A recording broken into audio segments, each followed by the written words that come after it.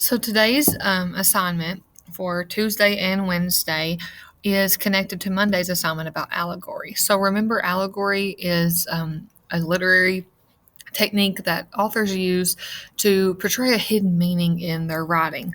So you're going to study a major event in American history, which was the Jim Crow era of Jim Crow laws. So you're going to do a little research on that. First, you're going to read this very short article about the history of Jim Crow laws. Then you're going to look at some examples. Here are 4 examples of actual Jim Crow laws. You may need to zoom in a little bit. You're going to read each example, and then you're going to type it over here in your own words. Now remember, these were written in the early 1900s, so they may include offensive or inappropriate language that we no longer consider to be appropriate to use. So whenever you're putting this in your own words, be aware of the language that you are using and make sure it is appropriate. So after you do that, you're going to do a little bit more research about Jim Crow laws and the Black Codes. So Black Codes were similar to the Jim Crow laws. So what you're going to do, you can use, I gave you 4 links. You may need to use Google and find your own resources to add on to this, but these are 4 good links. You're going to write first one, the time period that it was in place, the definition of each, why it came to an end. So why did Jim Crow laws come to an end, and why did Black Codes come to an end?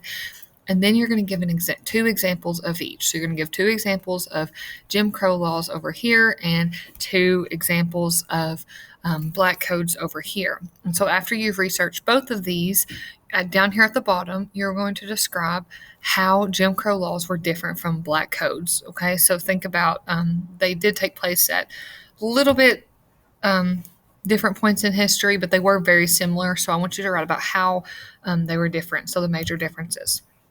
And then you're going to tie all this together by connecting it to the lottery. So we know that Shirley Jackson used allegory in the lottery whenever she talked about, or she didn't come out and say it, but in the quote on the last assignment, she was talking about how her hidden message from the lottery was pointless violence, so in general inhumanity.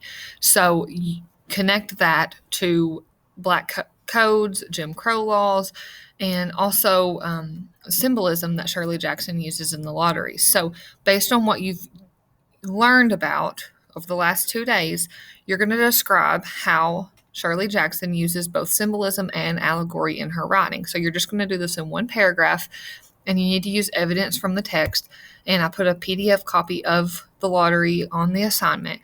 So make sure when you're thinking about symbolism, you think about different symbols that she used in the story. So it could be anything from the black dot on the paper, or to the 3-legged stool, or the black box. That's described a lot. So you could use any of those. They are all symbols that represent something else. So in one paragraph, how does she use symbolism and allegory? And let me know if you need any help at all.